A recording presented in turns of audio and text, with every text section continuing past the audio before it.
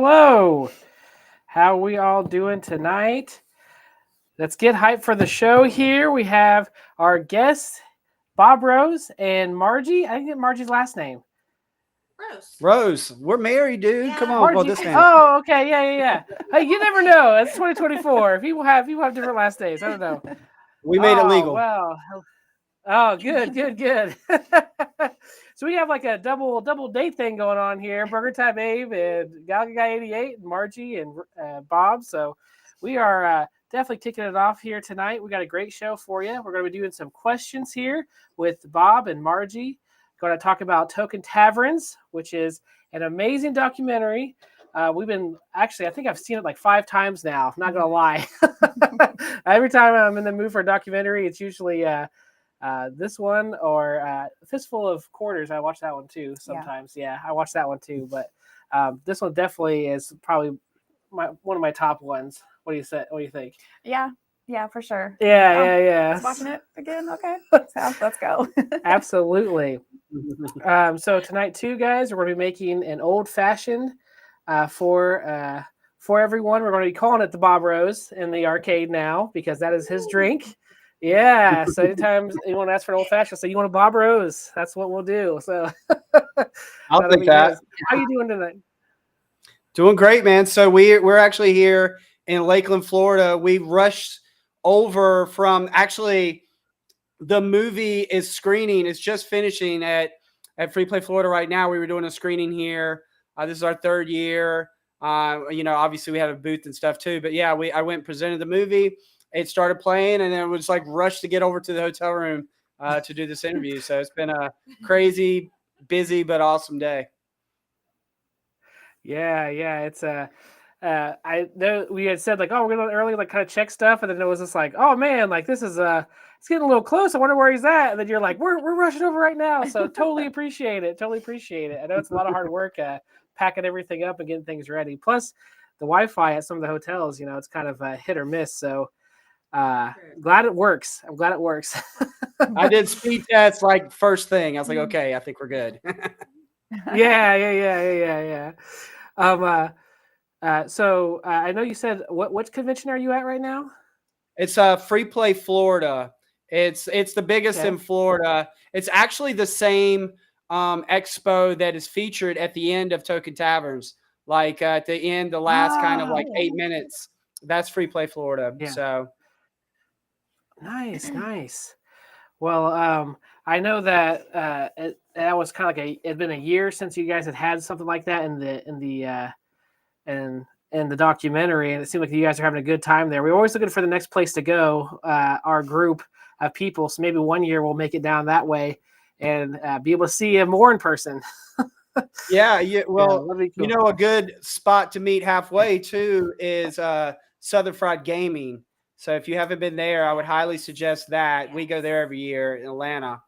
That was huge. Yeah. That was a little bit bigger than Free Play. This is biggest in Florida, but I would say compared to like Southern Fried Gaming and Pinball Expo, some of those, it's a little smaller, but it's the biggest here in Florida.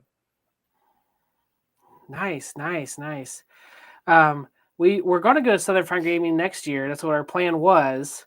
But then we decided that we're pregnant and the baby would be due about the time that we'd be down there. So we're like, I don't think that's going to work. Yeah. For you guys. Take a year off. Yeah. Yes. Yeah. I was like, I'd be sitting there playing Galaga and she'd be like, my water just broke. I'm like, I'm trying to get my high score right now. Just wait. I love it. Yeah. Well, people are rolling in now.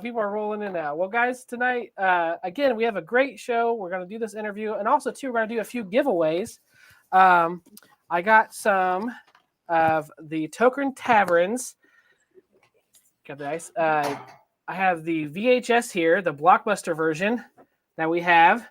And also, too, I have some DVDs of it. So we're going to give a few of these away tonight. We're going to do 4 giveaways, and the final one will be kind of a special one. But you get to choose which one you'd like, and I'm more than happy to send these out to you. So it's going to be a fun time. You guys will get your own edition of these. And 2, I was going to question you. address on here. I Googled it because I was curious. It's on the Blockbuster videos, and I couldn't find anything where it led to. Like it looked like a bank or something. Is that where this Well, is I made? mean, yeah. So I don't know if you're aware of this, but the Blockbusters aren't open anymore. So no, it's probably in the bank now. Like, I was like, is that where the Blockbuster used to be? Well, did you think there was going to be a working Blockbuster that address? I was like, maybe. Now, fun fact though, I will tell you that that Blockbuster that used to be a Blockbuster. We had a fan of the movie that actually created that artwork and sent it to me, and I sent one to Retro Ralph as well, and they looked it up, man. They did some forensic computer stuff and found a real Blockbuster that used to be in Tampa and put that address on it, which I thought was crazy. A little stalkerish, but pretty cool. Yeah, I was sitting there and I'm like, wait, this does have an address. Let me Google it real quick. And then at first I'm like, okay, I thought maybe it was like your studio or something, or where you made the movie. It's like, I was like, no, this is just like a bank. So maybe it was a Blockbuster. That makes more sense. Bobby Broadway wants to know if we're doing the movie on Betamax. Open it up. Let them see the inside, because that's the real feels there. Like, this is the real deal, guys. There is a Be Kind, Please Rewind sticker on this, and there are 2 FBI warnings. So if you do get it, don't try to copy it, because they will come get you. Yes, they will. It is truly a VHS. It's not like if you have a VHS player, this will play the movie. So yeah, so I make that. Yeah. I make that out off of my computer, like straight from the master. Like every day, there's a VHS, all this high tech equipment, brand new Mac, and then there's a VHS off to the side cranking these things out. It's crazy. Awesome. Well, let's do a quick giveaway. To kind of get the juices flowing here. And how I want to do them is I'm going to ask an arcade related question. I was trying to get a giveaway tool going, but apparently on the Restream, you can't really do those very well. So I was like, I'll just ask a question, and whoever can fire it off the fastest, they'll win one of these. And I do have here where you can send in to you just email me your information as soon as I can find the ticker tape here. There it is. So yes, you just send it to galgaguy88@yahoo.com, your information. So let me go ahead and ask the question here. The first question of the night is, which arcade game was introduced by Atari in 1972 and became the cornerstone of video games? Anyone know that in the chat? First one to get it is the winner. Which arcade game was introduced by Atari in 1972 and became the cornerstone of video games? I was waiting for it. I was waiting for the music. Yeah. I wanted to do it. I wanted to. Oh, we have a winner. Yep. Bobby Broadway is the winner. It was Pong. Congratulations. You got it up there first. Nice job. So you just email me.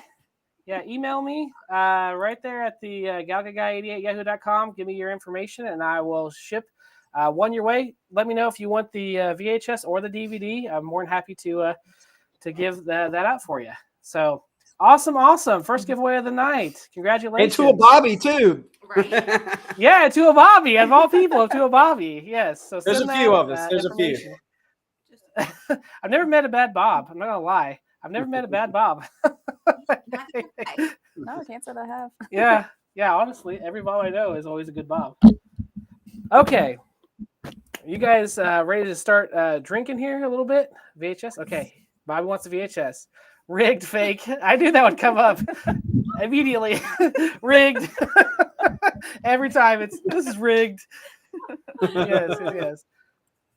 Okay, so this is how we're going to make our Bobby Rose here in the Boilercade. But we're also going to have Bob. He has the same ingredients, and he's going to make one too. So we're going to make it together, guys. This is the first time this is happening on the show that I have a guest on first. There you go. And then also, too, he's going to make the drink with me. So that's cool. So you need a glass. Do you have a glass? Straight from the bottle. And that's how the Bob Rose is made. We're professionals here. Drinking is involved in our movie. Okay, just saying. I'm throwing it out there. Exactly. By the way, I always feel like an alkie on these things. I'm the only one drinking. This is great. Yeah. So your documentary, the whole thing, like really connected with me and Burger Time Babe because we love arcade bars. Like that's how our relationship started. Our first date was at an arcade bar. That was our very first date. Yeah. So first time we kissed was outside of an arcade bar. Yep. Like we love arcade bars. So whenever your documentary came out, it was like this is totally us. So we really, really enjoy it for sure. Okay. So first you take your glass, and what I did is I just cut off like a little bit of your orange here, just like a little bit of the end here, maybe like half an inch, just shink. All right. I go ahead and I just squeeze a little bit of the orange juice right in there. And everywhere else. So you got just a little bit of juice in there. Okay. We just did that. And then I take some simple syrup, whatever kind that you have. I don't know if you have any of that or not. We're doing simple syrup. Simple syrup. Yeah, we got it right here. Yeah. Okay, then I do 3/4 of an ounce of that. So however you do yours, do you do 3/4 of it, or how much do you usually put? I call it a short squirt. Short squirt is what we do. We do a short squirt. Short squirt. I like that name. Not too much. Yeah. Okay, and then I take my bitters here, whatever bitters you'd like. Now, Bob here has a few different versions of bitters. He can explain those a little bit. Which ones? Yeah, so we have black walnut, which is Margie's favorite. The standard aromatic, and then we have orange, which comes in clutch if you don't have an orange. So yeah, there's a lot of play with the bitters here. I'm so old school. I'm using I'm doing the old school with aromatic. So you do 3 dashes of the bitters. That's it, just 3 dashes. All right. And then 2 ounces of your bourbon. I'm using Woodford. I know it looks like you got Bullet bourbon, right? Yeah, we call this travel whiskey because we're on the show floor, so we don't get too fancy. But this is a good base, guys. We don't do Jack Daniels. Yes. Good base. All right. So how do you do it? 3 ounces? I do 2 ounces, but if you want to do 3, you can do 3. But I do 2 ounces. You want me to show you how I do it? I don't know if anybody's seen the movie. Anybody's seen the movie Boogie Nights when he's making the mixed drink for Oh yeah. Wahlberg? He counts it out. Yeah. He goes 1, 2, 3, whatever, and then that's it. just throw some in there. There you go. There you go. We like our whiskey around here. I'm making a little bit more for March. Yeah. And then I have a big ice cube. I don't know if you guys do or not. We don't because we are in travel mode. So we have the finest ice that the Marriott offers. The ice bucket. Oh, we do have a bucket. We do have a bucket. Nice. Oh. Okay, so and then after I get my ice in there, I like to take a spoon and kind of stir it to kind of dilute it a little bit. Get the ice to really dilute in there. Just stir it for a minute. Okay. We're doing the 007 version. There you go. Now I'm not sticking my finger in there on camera. I'm just not going to do that.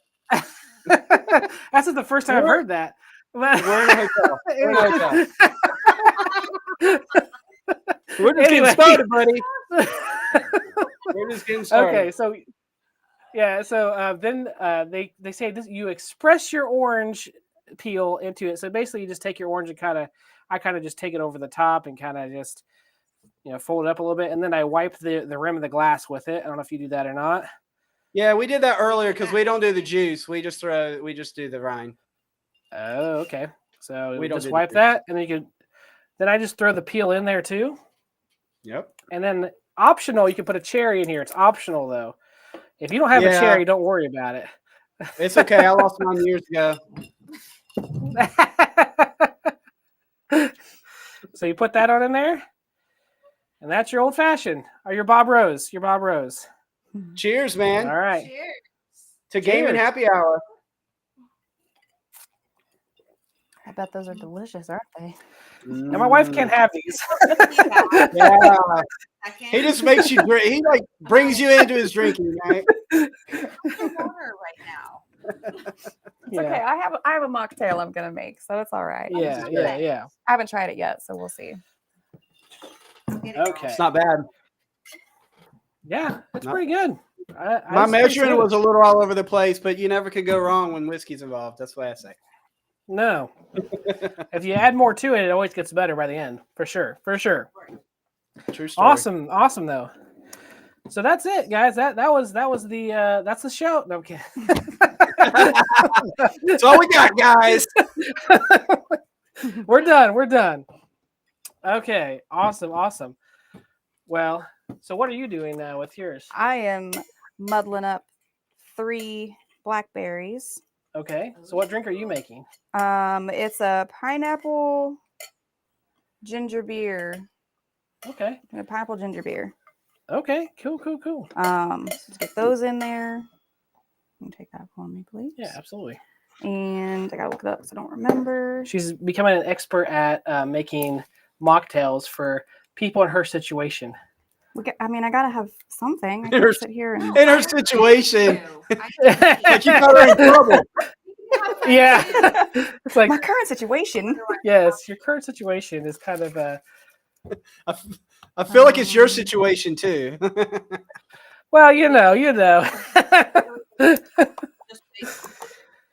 Half It's an your fault. ounce of lime Okay. and 3 ounces of pineapple juice. Do you need the jigger? No, I got this. Okay, Thank you though. this is called a jigger. Oh, I love this funky cold Medina. I love it. The chat's going off Have some right ice, now. please? Oh, I've got ice. Oh yeah, let's go here. We can look at that while you're making yours too. By the way, we haven't done a lot of questions, but this is already my favorite interview I've done so far. So let's talk about the No, let's just talk about the drinks. I'm good with that. You're like, this is awesome. So what's going on to your convention? Like what's some highlights that you guys been doing? Have you just obviously you probably have a booth there, right? Yeah, Friday's always kind of like a late start, so they don't even open till like 4:00. It's usually like set up, get your feels, but it's already kind of cool. We did the screening tonight, and there's still always one Friday. If you haven't been to a lot of conventions that are through the weekend, they're still kind of like loading stuff in. So we're really kind of hype on Saturday because I already know some of the games that are coming in. We're big pinball people, and so a lot of the new stuff is coming in. With the Orlando show that's going on right now, was it Appa or whatever? A lot of the games are over there, and they're bringing them over tonight. I guess right now. I don't know, but they go late. There's a VIP party till like 2 a.m. tonight, and then they're doing a big party tomorrow night till like 12 or 1. So tomorrow's our go hard in the paint day, is what we call it. Work hard, play hard. Not that this isn't, this is a start, right? Yeah, absolutely. Yes, I did cause a situation. You're right. Bourbon caused a situation. Last Yeah, year, I'm exactly. adding in 3 ounces of a ginger beer. You're And adding you what? Wow. 3 ounces of ginger beer, and then garnish with some blackberries. You want some ice? Wow, in there? yours is wow. It looks very Yeah. yummy. Yeah. That is good. She just made it first time. That's She likes delightful. That's awesome. That's awesome. You'll have to share the recipe. it. Yeah. We just might put That's some how we whiskey make in more it too. things. Oh, shh. Yeah. Yeah. When I'm making this stuff too, I'm always just like, man, I need someone else to try this, make sure it's good. And now I'm like, you just want to try a little bit? She's like, no, I can't. I'm like, just a little bit. It'll be all right. But she does it. That's She's good. really good. Good. Have a glass That's probably of my wine. favorite one I've made. Yeah. Yeah. So let's talk about this documentary now that we're, almost 30 minutes in. Let's do it. Let's do it. Well, James so, over first here is question. asking how we can watch it. Should we tell them that Okay. first? Absolutely. So I'll let you tell them where you're able to see this now and how they can view it. Yeah. So first off, you can rent it digitally on Amazon. I think it's like a $3 rental, maybe like an $8 buy digitally. But you also, so you guys know, you can watch it on YouTube right now with ads. You can watch it on Tubi right now with ads.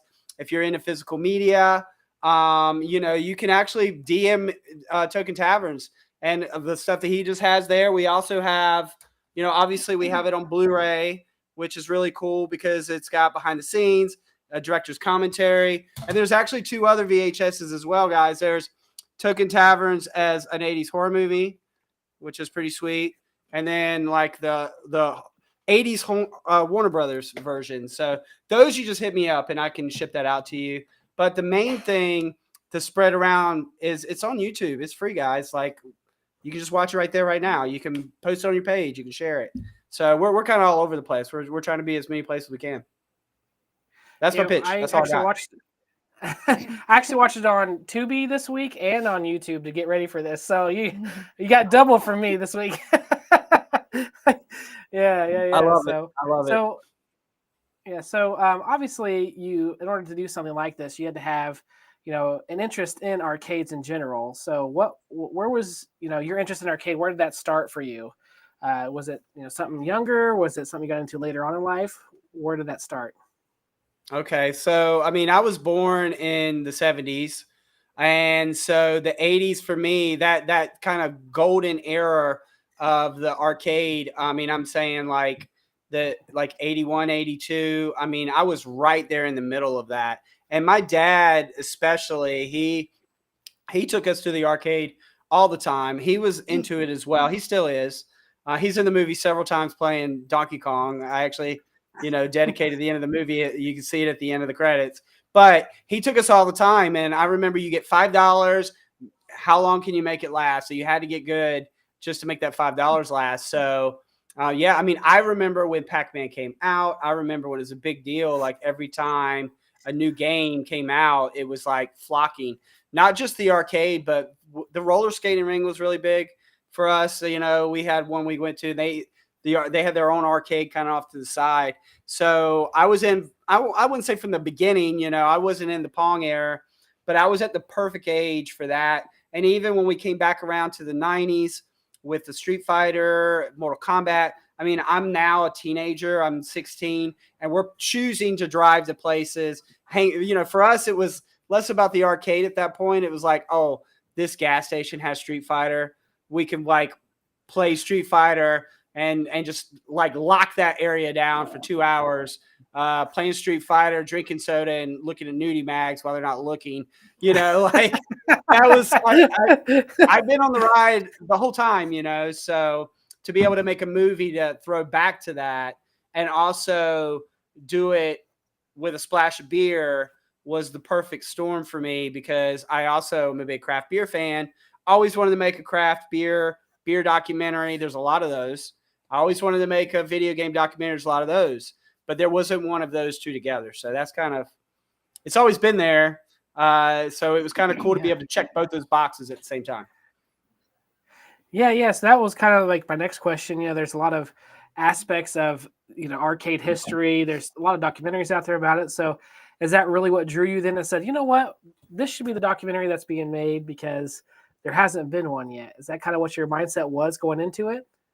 Well, it actually was not as much that I felt I needed to make a video game documentary. It came to me through experiencing arcade bars. So, I work in television. It's my day job. I work on series. I'm traveling all the time. This is kind of like my side hustle, I guess you would say. So when I would travel, the thing for me to do would be to go to local craft beer.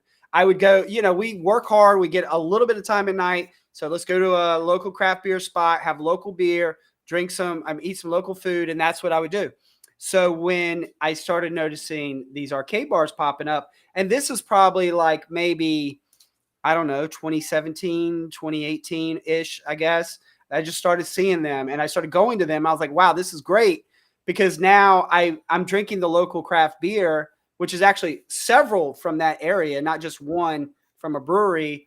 And then I'm also getting to play these games. So you're not just sitting at this bar talking about, oh, this was a really good beer, but you're playing games while you're drinking the beer. You're not just Norm sitting on the edge of the bar. You're like, for me, I like, I edit a lot, I sit a lot. So I love to stand at night. Like when I'm drinking and at a bar, I'm always standing, so it just was the best of all those worlds. And then I noticed they were popping up everywhere. And so when I noticed that was like, okay, there needs to be a spotlight on this. And nobody had done one yet. You could even go on the internet and go on YouTube. There was hardly anything about it, and nothing of quality. When I say quality, I mean like nothing super produced, nothing story based, which is what I do. I try to make stories.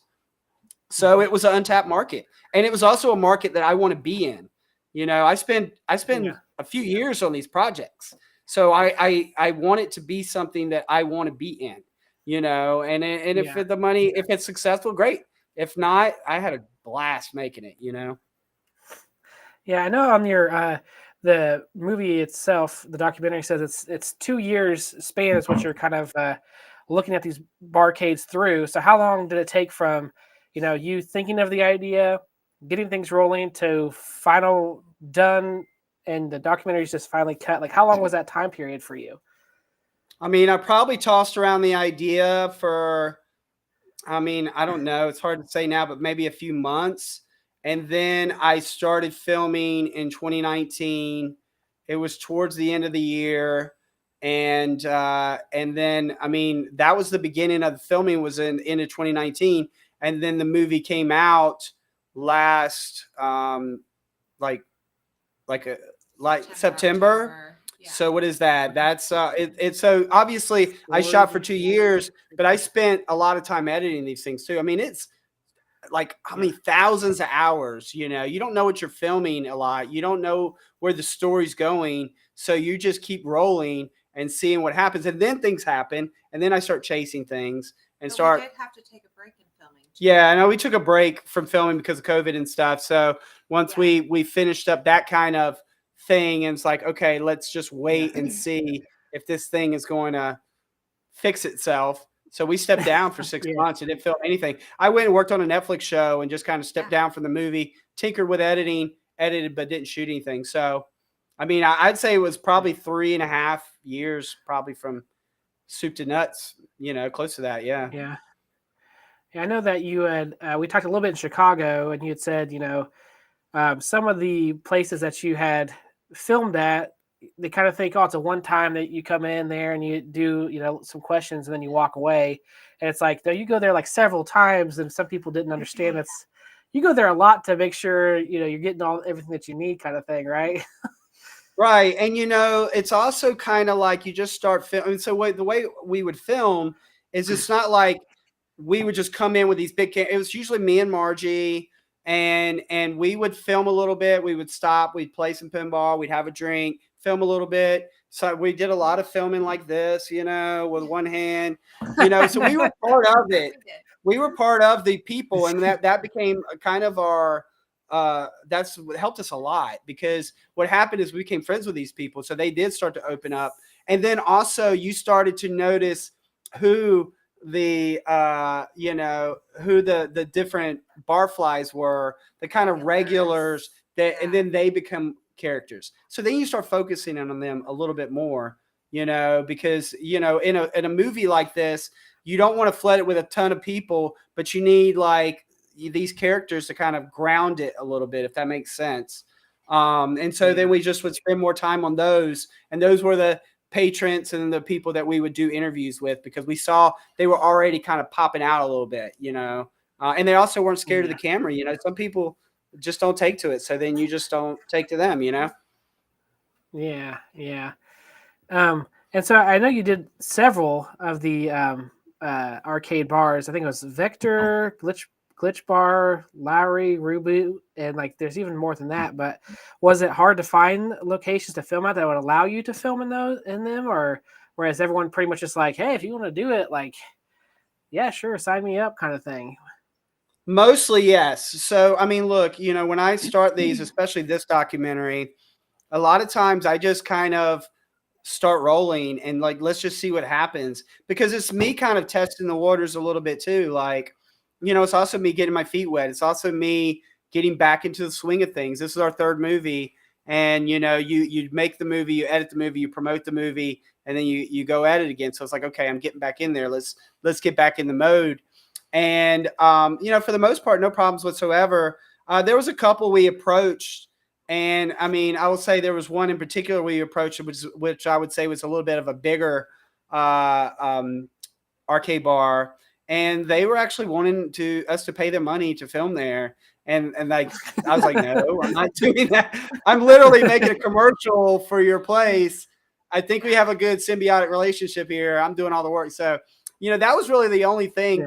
And it was a good thing that happened, because at the beginning I started going after what's the biggest one, what's like the biggest places, because I didn't want people to be like, why didn't you cover this one? This one's so big and awesome. So I was just going after the big fish.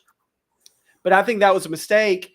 And this guy kind of proved that to me, because I think what really why Token Taverns has a lot of heart is because it's a mom and pop story. So even if you're not into arcades or pinball or whatever, and you're a small business owner, you can really connect to this.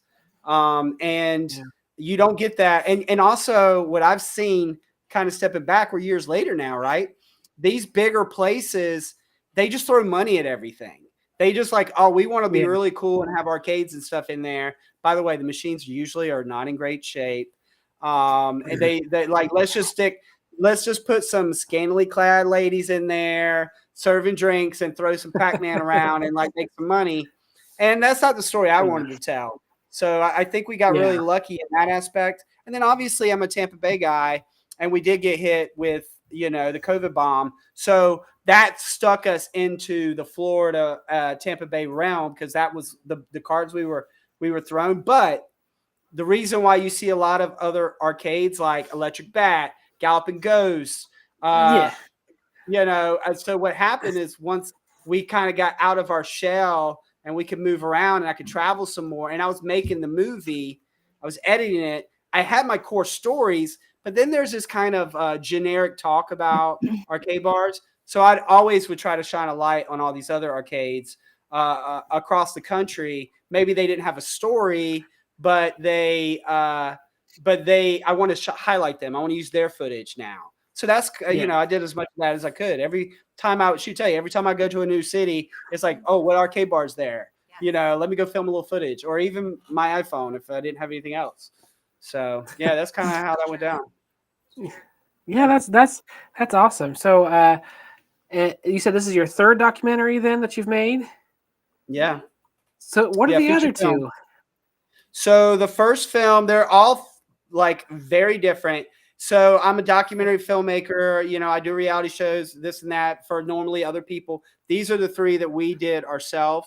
The first one is called Functional Fitness. It came out in 2016. I shot it 2013 to 2016. Very similar to this movie in that I followed a group of people over the course of a couple of years. And the mom. This is how we met, and I met. Yeah. So our fun fact: the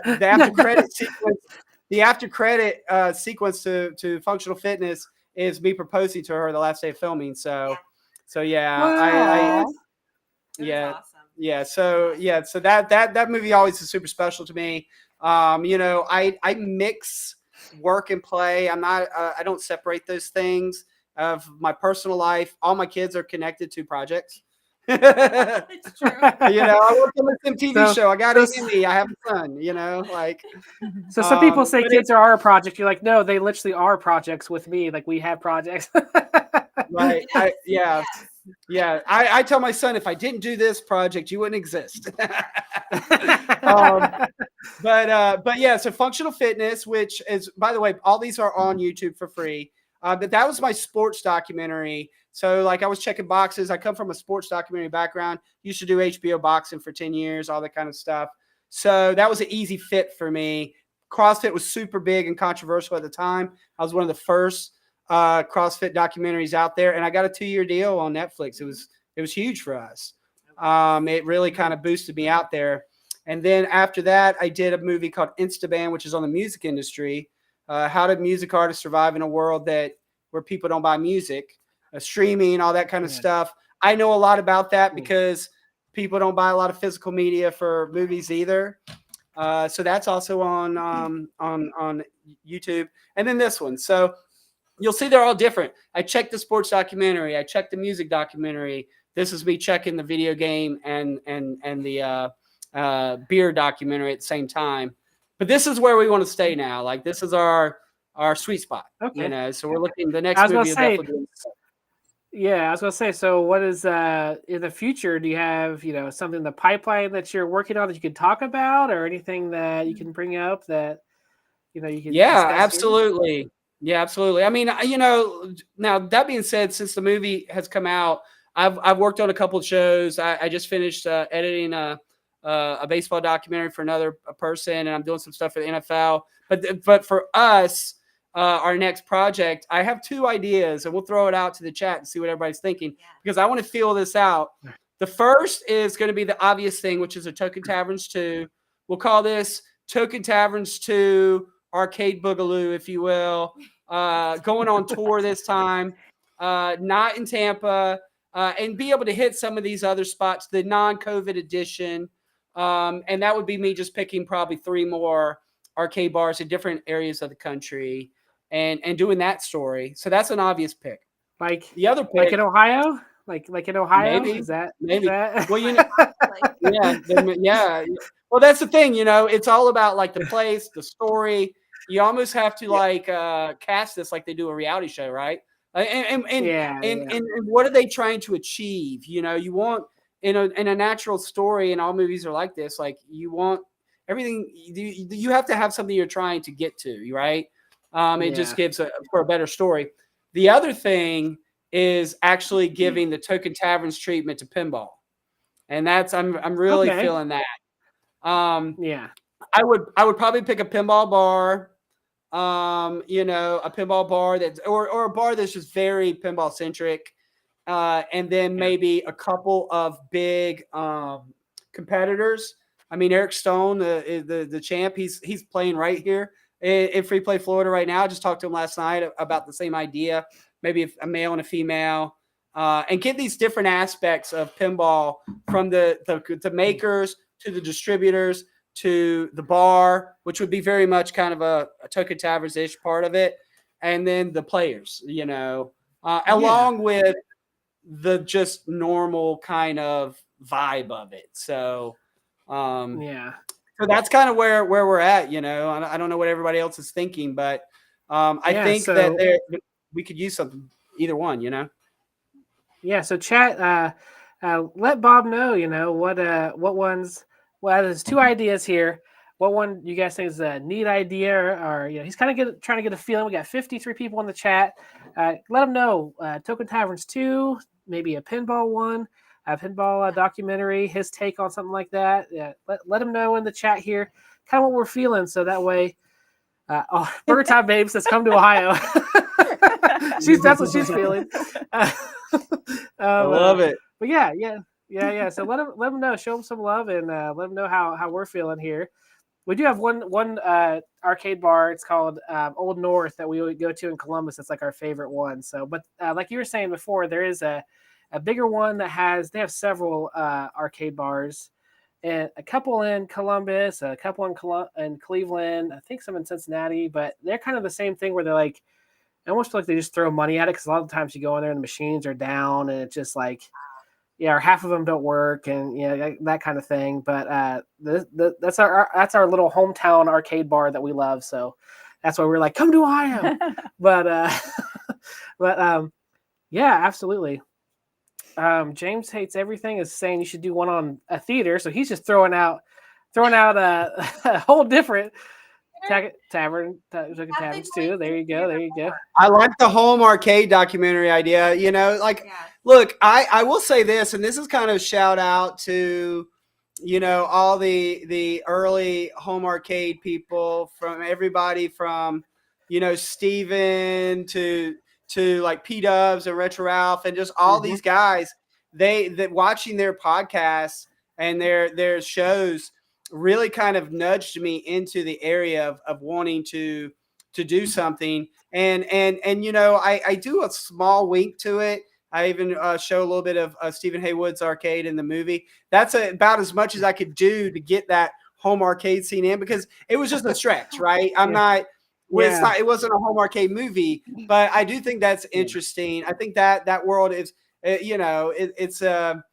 is an interesting. It's an integral part now. I mean, look, I would say more than half. I'd say maybe even 3/4 of pinball is geared towards home owners, which is, but I don't want this to be a Cribs episode, where's the story? So I make stories, so there's got to be a story involved, right? It's I don't want to make it like it's a YouTube, like, hey, check out my stuff, and that's the tough part. That really is the tough part. I think that once we won't hit on it too much, but whenever COVID hit, a lot of people who like the arcade bars, that's what happened to us. Is like, oh, we can't get to the arcade bar anymore. Oh, look, Walmart's selling these little cabs. And we started collecting them, and that's how we ended up with the whole basement full of stuff. So that kind of sparked us too. So I totally get what you mean by, it's definitely got a wink towards the actual arcades or the big arcades for sure. That's how a lot of people made it through. But let's go ahead and do another giveaway here. We're like 45 minutes in now. All right, guys. I'm good for the hang, bro. I'm good as long as you guys are. I'm having fun. Okay. I didn't want to take up too much of your time. I know you guys stuff to do, and you're in Florida. So I just might refill if you don't mind. I was just gonna say. Oh yeah, absolutely. Refills are required. So the next question is: for play. We're really drinking here. What type of? So everybody ready before I start? Get your mouse pad, your keyboards ready, and get ready to click away. So what type of graphics did Tempest use to create a visually distinct experience in arcade games? So what were the graphics used in Tempest to create a visual effect distinct experience in arcades? Let's see who gets it. And Bobby, you can't answer twice. If you win again, and again, you get this. Either a VHS or a DVD, whichever one. No, that's the Blu-ray. We want the DVD or the DVD. Okay, I think Marine Portal 50. got it, right? Yeah. Which one got it? Port of Dream, I think is right. Port of Dream. There he is. Yep, he did. You got it, Port Dream. It was vector graphics. So those were the graphics that were used. So you are a winner. You get your choice. You get your choice of either the VHS or the DVD.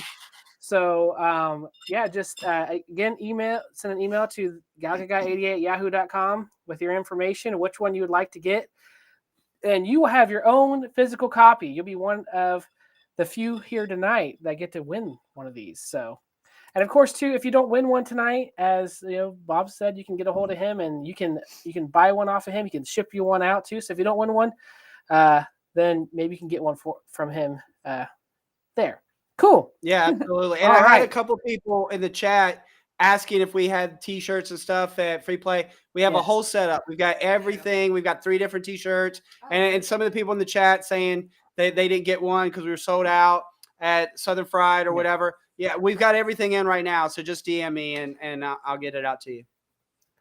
Okay. And where can they DM you at? Like on Twitter or anything? We're Token Taverns on everything. That's our newest. Yeah, this is like Facebook, Twitter. Okay.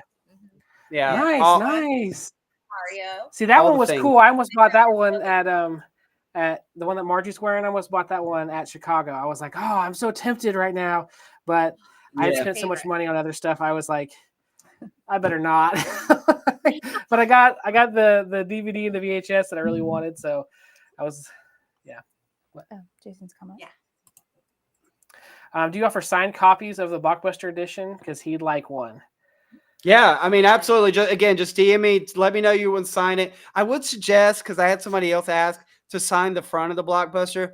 I wouldn't do that because there's so much nostalgia on that. I usually sign the inside, but I'll do whatever you want. Just let me know you want it signed. Again, you guys just DM me. I got you. We re-upped on this one. So if especially if it's a shirt and a size though, hit me up sooner than later because those tend to go a little bit quicker. So, but yeah, I got you. Just DM me. Awesome. Cool. And then this one I wanted to highlight too because Retro Lizard is absolutely right. Thank you, Tempest, for giving us the vector graphics because that is why we have Star Wars. So awesome. I love the old Atari Star Wars. That's like one of my. Is it on the Token Taverns website? Which what are you asking for, Retro Lizard? The shirts or the movies or what exactly? Let us know, and I'm sure Bob can direct you. Yeah, just hit me up on whatever you're asking. socials. We don't really have a website per se. Just hit me up on socials. Yeah. He'll ask for your credit card information, your social security number, and then he'll send you whatever you like. And your firstborn. Yeah. We have enough of them. Nice. So, do you? I know you contact a lot of these different arcades. Do you still keep up with them, like till today? Like, are you still like go in there and say hello, and you guys still go in there and game and stuff, or is it kind of like, we did it, and now we're we do our own thing now? When I do these movies, and especially this one with us doing this with these arcade bars. Like, again, I don't separate myself. I kind of dive in with them. And every time I've done these, all three, and this one especially, we become good friends with these people. So I'll give you an example. I literally, right before I was coming over here to talk to you, I was talking to Dwight, who owns Glitch, and we were chatting. I was like, hey, I got to go do this interview. That was literally like an hour ago. And Lowry Parkade, it's our home arcade. Like that's where we hang. Nice. We haven't filmed there in a long time, and that's our spot. That's where we hang. And then Reboot, we stay up with them as well. They're a little bit further. They're like an hour away, so we don't go there quite as often. But good friends with all of these people. I mean, they've all been in my home. We're all kind of like a family now, which is my favorite part about this community. And my biggest takeaway from doing this film is the people that we've met and the relationships that we have and the friends that we have, that will go way past this, Yeah, I know you mentioned earlier it kind of being like an advertisement for the arcades, and honestly, it is because I'm like, man, we should go to Florida and just visit all of these because it'd be so cool just to see like everything in the documentary. Like, so to know that you still go there and we might see you even. That would be cool. Well, look, need a place to stay. This is the Tampa tour, man. If you're in Tampa, you can hit. First off, Lowry Parkade from the Tampa airport is like barely 10 minutes. It's super close. So and then Reboot is more so kind of like towards the coast. So if you're on the beach side, then you hit Reboot, but you can easily hit these spots. And that happens with them. They have people that come in there and like, oh, this was a spot for Token Taverns. And that like warms my heart so much to know that people would go to a place because they saw it in a movie. Yeah. And these places are kind of like storefronts for the movie too, because like Lowry Parkade has a merch set with like Blockbuster Video and the movie. You can buy it right there in the spot where it was filmed, which is pretty cool. And a lot of other arcade bars that aren't even associated with the movie have storefront in our movie and used it like Walmart, like, hey, we're an arcade bar. Here's a movie about arcade bars, which is something I didn't expect, but was pretty cool. Yeah, I love talking to people about it because I've ran into people who like documentaries and they like arcades, and I'm like, have you ever heard of this? And they're like, what? So even today, whenever I was going through and advertising that we're interviewing tonight, people are like, what is this movie? And da. So it's really cool to get it out there and connect with more people. It's awesome. What you guys did is just it's amazing. I do have to give a little spoiler for anyone who's never seen it. So because there's a question I wanted to ask. So if you don't want to hear the spoiler, mute right now. But so I know Victor had closed down while you were filming. Did they ever reopen back up? Because he said something about hunkering down for a while until things smooth out, and then maybe opening back up. So I was just curious. Did that ever happen? I get that question a lot. That's one of the kind of tearjerker moments of the movie. Yeah. And no, they haven't, but it's by choice. He actually is hanging out in Tallahassee right now. I usually see him at Free Play Florida. He might come tomorrow. I don't know if he's making the track or not, but he's actually in Tallahassee with his wife right now. I think if the opportunity arises for him, he'll take it. But I think he's kind of happy where he's at right now.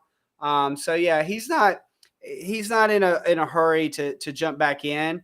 And there was a lot of other stuff going in with that whole area that he was in that made it a good exit point for him. We're talking about things with their landlord, Scientology trying to come take in. I mean, these were things that were talked about in the movie. Whoa. Yeah. By the way, okay. they're in Clearwater. That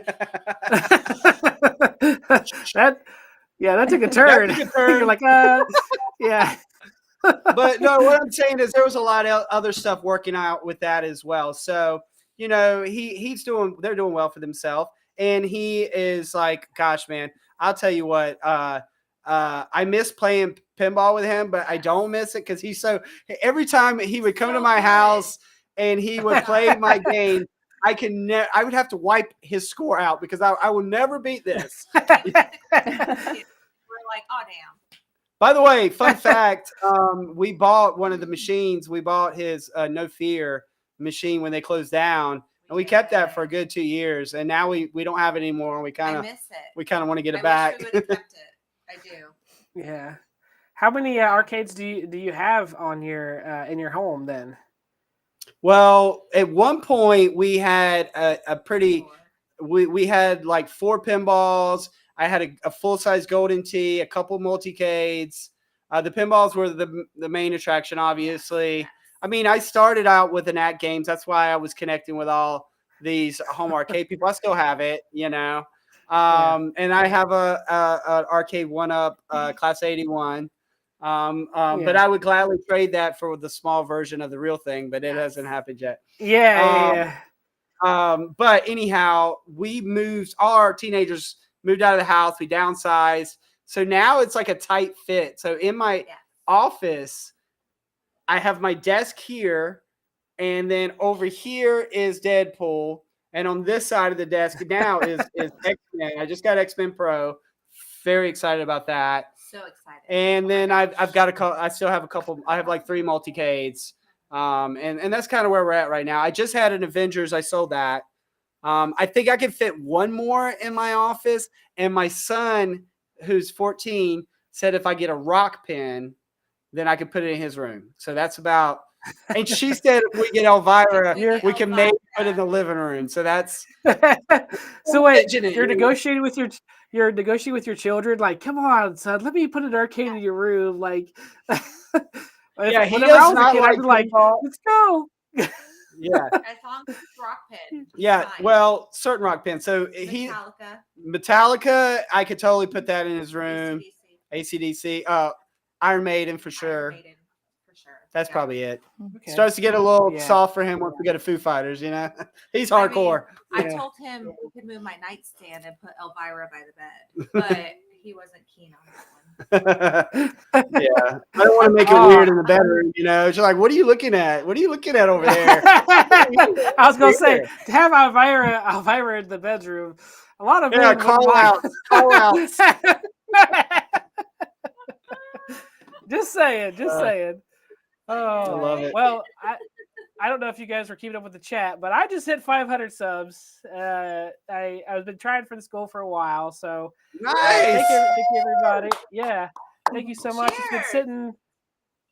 It's been sitting for a while, and so I was like, I've been trying so hard to get to 500 subs. So thank you guys so much.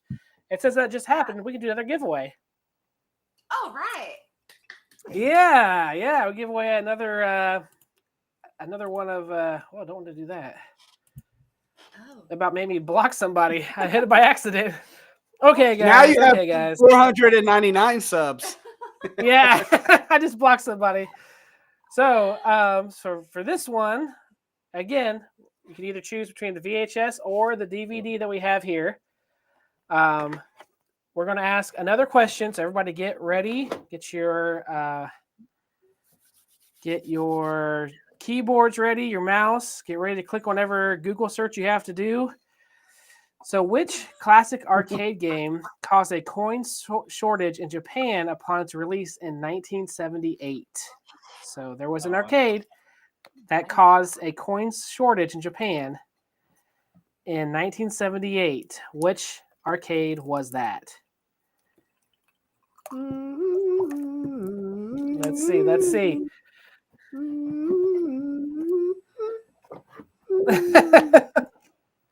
So, I'm sorry, what I'm freaking out. year is it? VHS. This is awesome. This is awesome. Oh, we got it right here. Zero Redux got it. It was Space Oh, yeah. Invaders. Or yeah, whenever it came out in 1978, Space Invaders was so popular that it caused a coin shortage in Japan.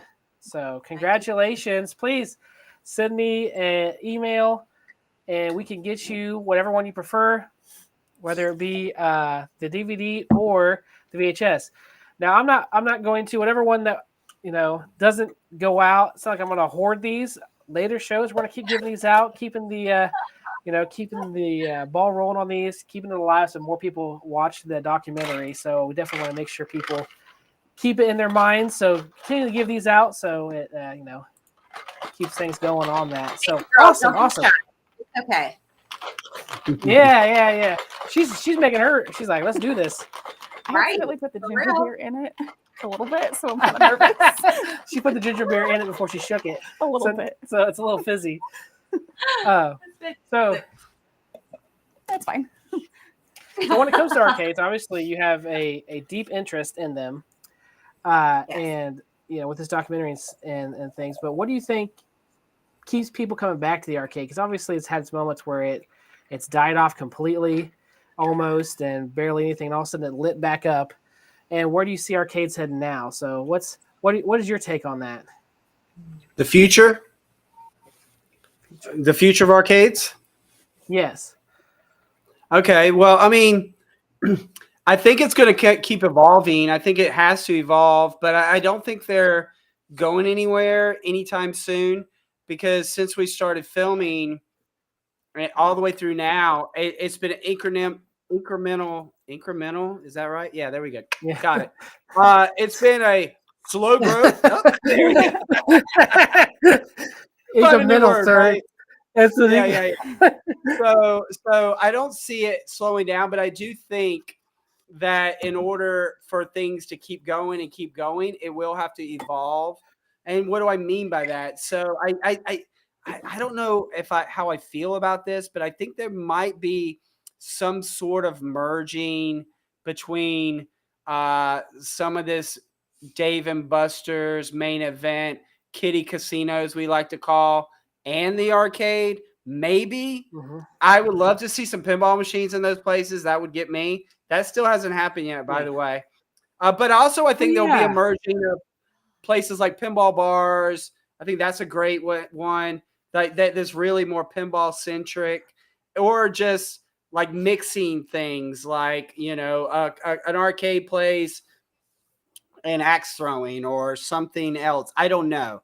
But I think it's going to have to evolve. Now, what's interesting about this, and nobody's really talking about this a lot, is where are these arcades going to be in 30 more years? Are we going to run out of CRTs?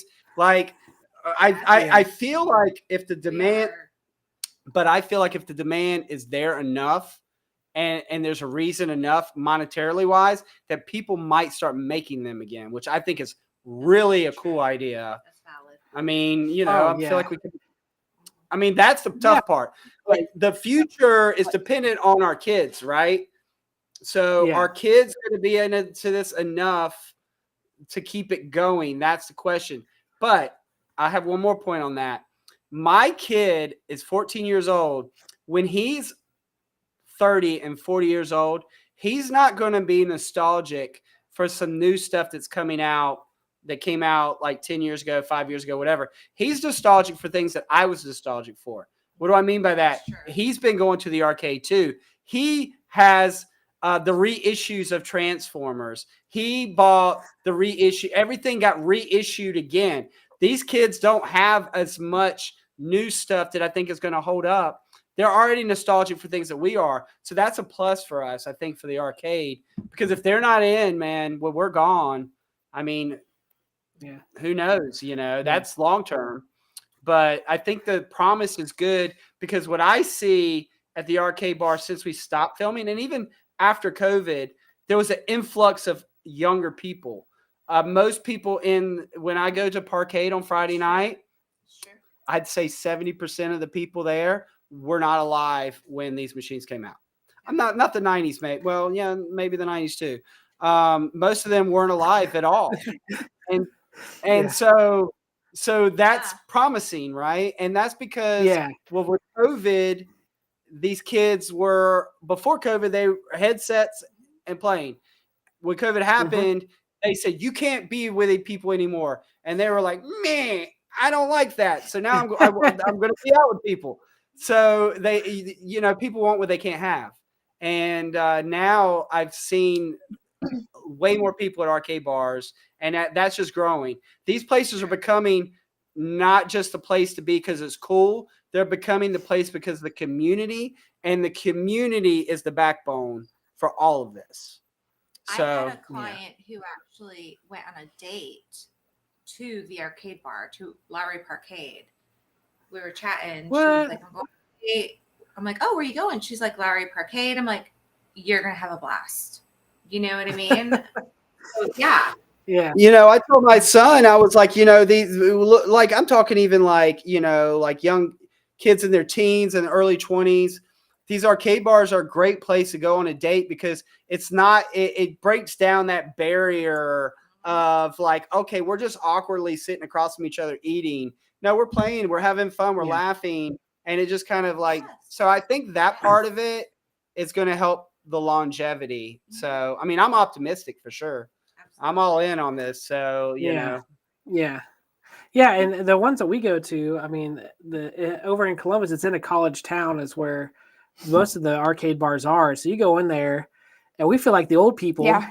every time we go in because it's like, we're in our, I'm in my upper 30s. We Bird won't time talk babe's still about that. 29. No. And everyone else We're around us is like dinosaurs. 18 or 19. We're just a Yeah. little bit, you guys.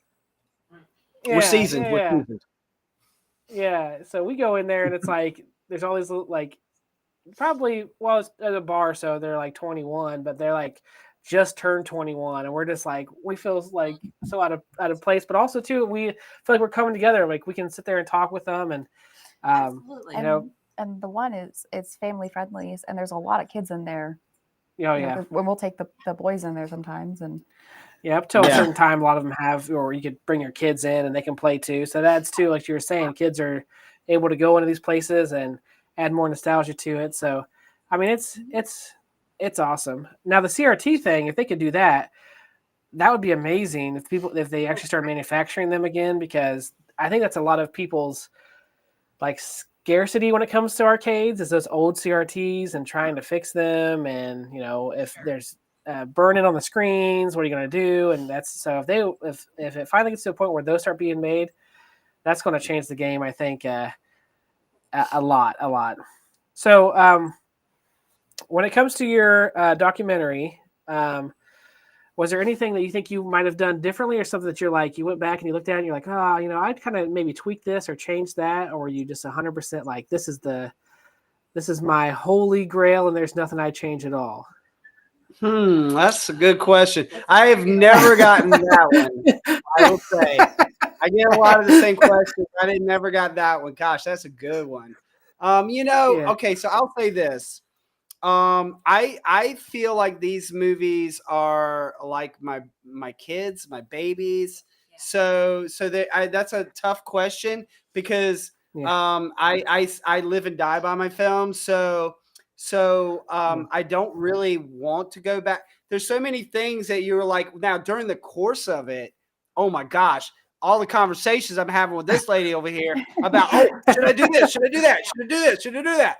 But once I'm in, I got to sit with it, right? I mean, this movie will live beyond me. So some of the things that I question, should I change or should I not use or should I not put that person in? They provided things that moments in the movie that are some of the best moments in the movie. Like, look, Yeah. a dream to make a film is for them to forget the camera's there and to give you a true moment. And I got some of those with people that I wouldn't have gotten otherwise. So no, I don't think I would change anything. I think the only thing I would do is I might have approached filming with some of the bars a little bit differently. Meaning, like sometimes I just start filming and they don't know what I'm doing, and so like even like Lowry Parkade, that was a perfect example. He was a little like, whoa, what's going on here? You know, and it was because I said, hey, I want to do this documentary. He didn't know, he thought I was just going to film once, and then like, hey, he keeps coming back here. Now it's COVID and he wants to film, you know, and so but we handled that the right way, which was we just kind of hung around and we actually just went there and just played pinball for days and days on end. I'd have a camera nearby just in case, but not filming, and to earn his trust. So, and now we're like super good friends, you know. Awesome. So now he trusts me. You know, I'll tell you a fun fact, and I've only done this maybe on one other interview.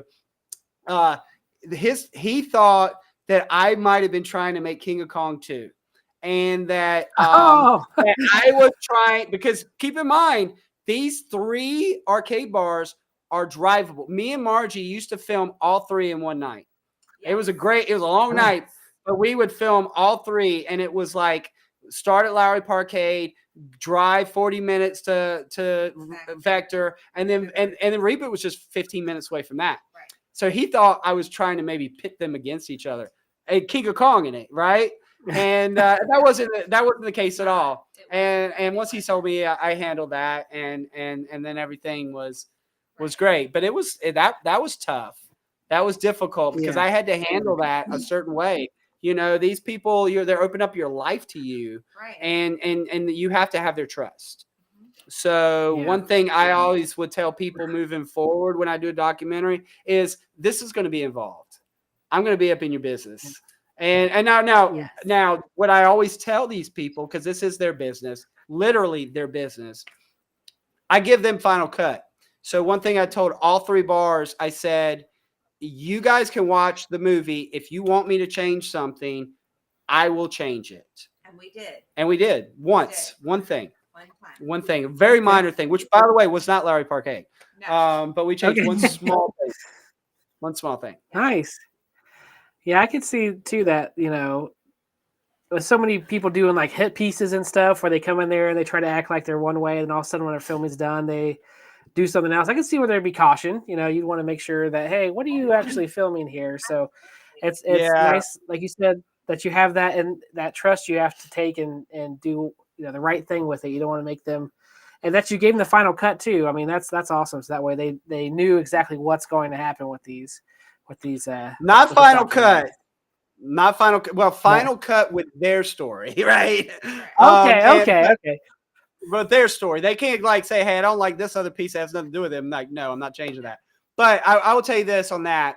So, and I said this actually when in my speech it's actually on the functional fitness at the end when I proposed to her.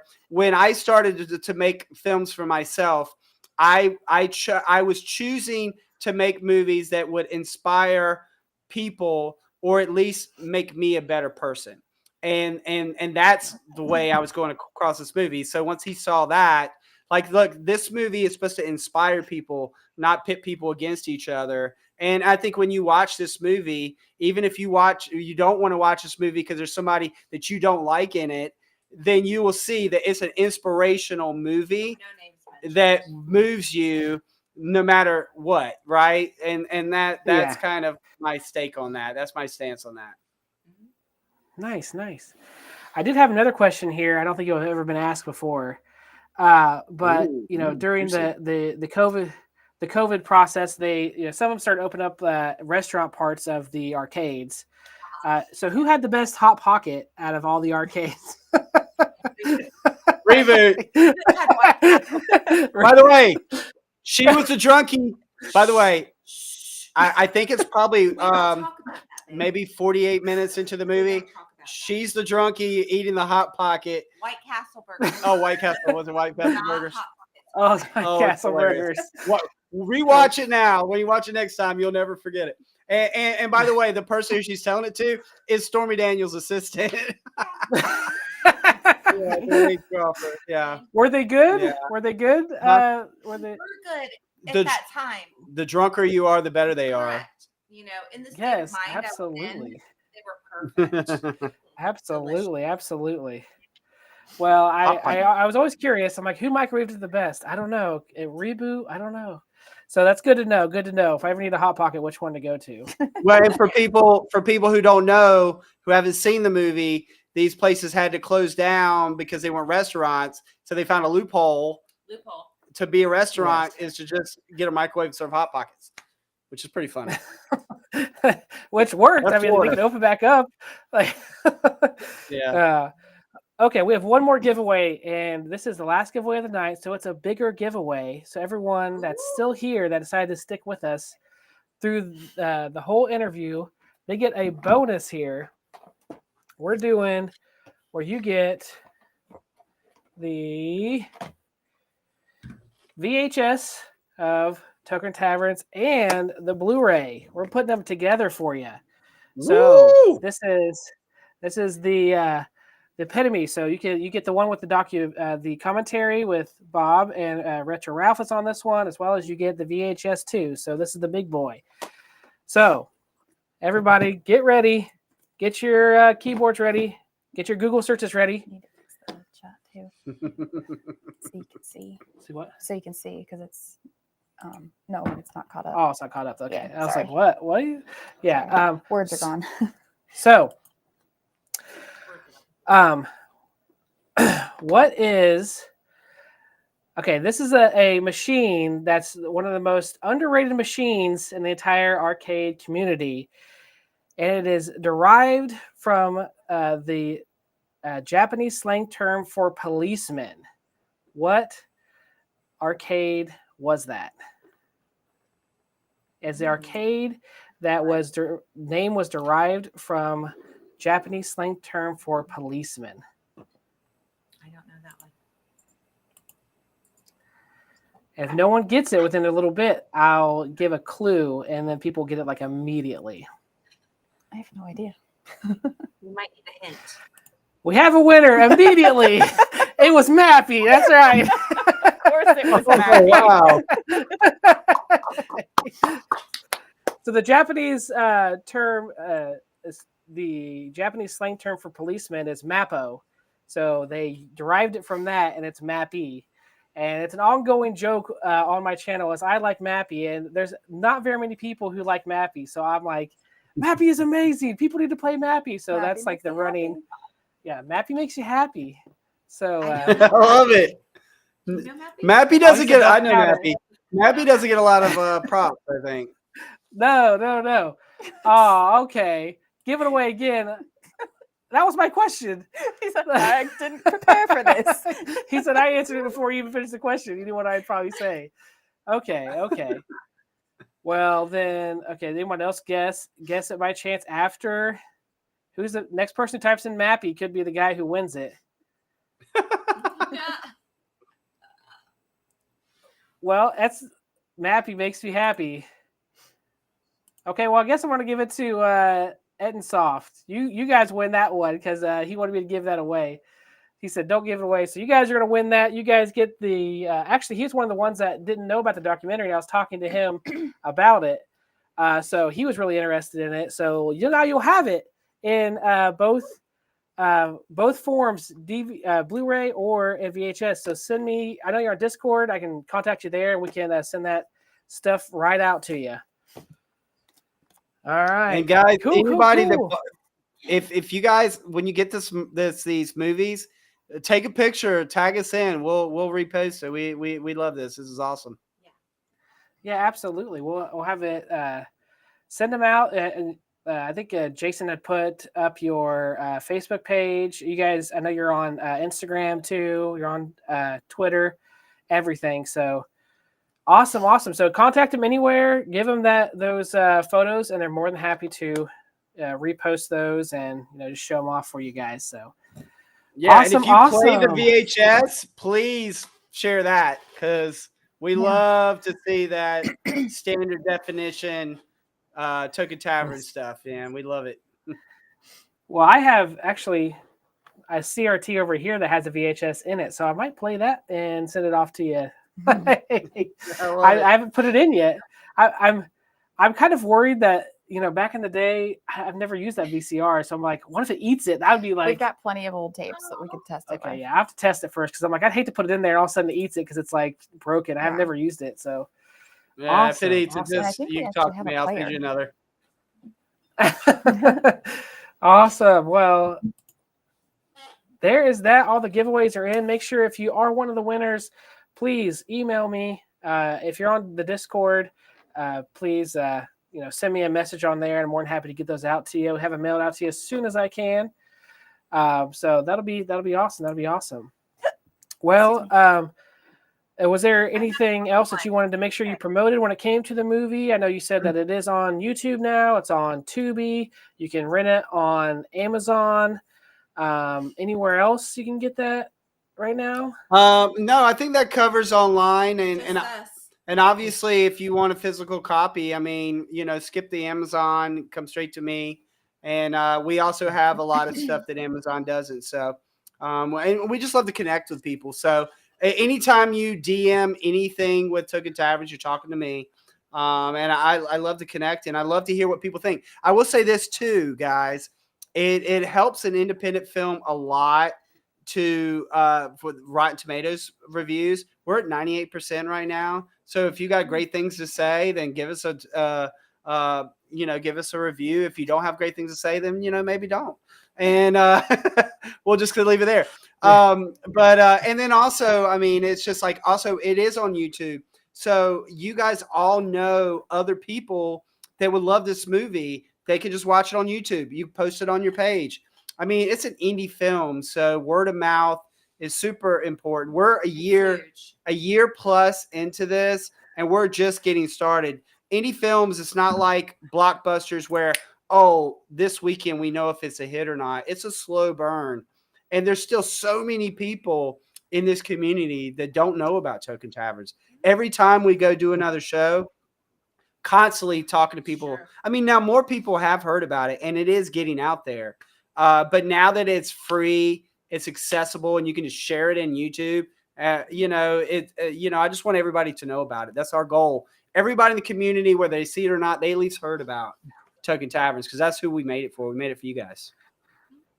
Yes. And it is totally worth it. It's only an hour and a half. It's not a 3-hour, 4-hour documentary, so it's not like it's taking up your whole night. It's very, very interesting. And if you love arcades and you love arcade bars, you like having a couple of drinks, this is definitely your movie. If you're watching us, you're probably someone who's into that stuff because that's what we do on our channel. So please go watch this documentary if you haven't yet. It's free. You can watch it on YouTube right now. Go watch it. Tell all your friends about it. I got some also too. You added in this extra thing, which I was like, what? So I got the Bob Ross, Bob the Rose. card. Rose. Bob Rose. Sorry, Rose. Sorry, I said Bob Ross because someone earlier said you have Bob Ross on your show, and I'm like, no, Bob Rose. So Yeah, trust me, I get it. Yeah. So I got your card here, man. That is so awesome. So how did this come about? Okay, so funny story about that is the Walter Day video game collect, it's his kind of historian thing. And that card series is actually featured in Token Taverns where Lowry Parkade gets one of those. And then when we were at Pinball Expo, last year, doing a panel or whatever, Walter Day shows up and gives me this card. So Token Taverns is now a part of video game history, arcade history, That's which is, amazing. it just warms my heart a little bit, to know that we're just kind of a part of this whole crazy world of arcades, Yeah, now whenever anyone goes down the path of arcade history, I'm sure your documentary is going to pop up. Absolutely, absolutely.